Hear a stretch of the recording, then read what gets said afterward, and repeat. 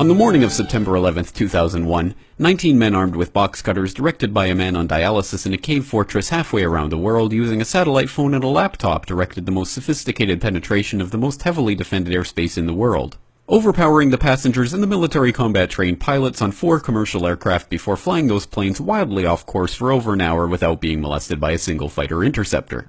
These 19 hijackers, devout religious fundamentalists who like to drink alcohol, snort cocaine, and live with pink-haired strippers, managed to knock down 3 buildings with 2 planes in New York, while in Washington a pilot who couldn't handle a single-engine Cessna was able to fly a 757 in an 8,000-foot descending 270-degree corkscrew turn to come exactly level with the ground, hitting the Pentagon in the budget analyst office where DoD staffers were working on the mystery of the $2.3 trillion that Defense Secretary Donald Rumsfeld had announced missing from the Pentagon's coffers in a press conference the day before, on September 10th, 2001.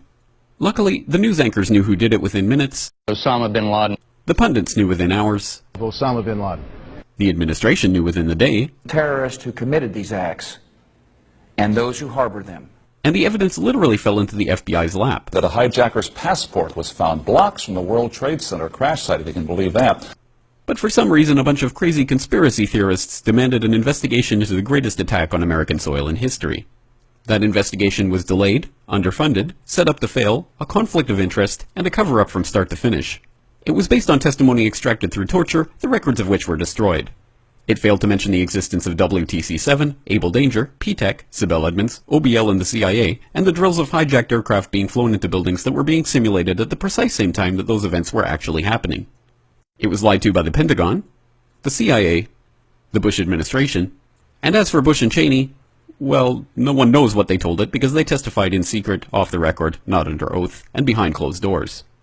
It didn't bother to look at who funded the attacks because that question is ultimately of little practical significance. Still, the 9/11 Commission did brilliantly, answering all of the questions the public had, except most of the victims' family members' questions, and pinned blame on all the people responsible, although no one so much as lost their job, determining the attacks were failure of imagination. Because Nobody in our government, at least, and I don't think the prior government that could envision flying airplanes into buildings. Except the Pentagon, FEMA, NORAD, and the NRO. The DIA destroyed 2.5 terabytes of data on Able Danger, but that's okay because it probably wasn't important. The SEC destroyed their records on the investigation into the insider trading before the attacks, but that's okay because destroying the records of the largest investigation in SEC history is just part of routine record keeping. NIST has classified the data that they used for their model of WTC-7's collapse, but that's okay because knowing how they made their model of the collapse would jeopardize public safety. The FBI has argued that all material related to their investigation of 9/11 should be kept secret from the public, but that's okay because the FBI probably has nothing to hide. This man never existed, nor is anything he had to say worthy of your attention, and if you say otherwise, you are a paranoid conspiracy theorist and deserve to be shunned by all of humanity. Likewise him, and her. And her, and her, and him. Osama bin Laden lived in a cave fortress in the hills of Afghanistan, but somehow got away. Then he was hiding out in Tora Bora, but somehow got away. Then he lived in Abbottabad for years, taunting the most comprehensive intelligence dragnet employing the most sophisticated technology in the history of the world for a decade, releasing video after video with complete impunity and getting younger and younger as he did so, before finally being found in a daring SEAL team raid which wasn't recorded on video, in which he didn't resist or use his wife as a human shield, and in which these crack special forces operatives panicked and killed this unarmed man, supposedly the best source of intelligence about those dastardly terrorists on the entire planet. Then they dumped his body in the ocean before telling anyone about it. Then a couple dozen of that team's members died in a helicopter crash in Afghanistan.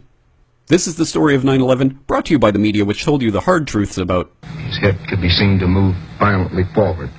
And they took the babies out of the incubators. And mobile production facilities.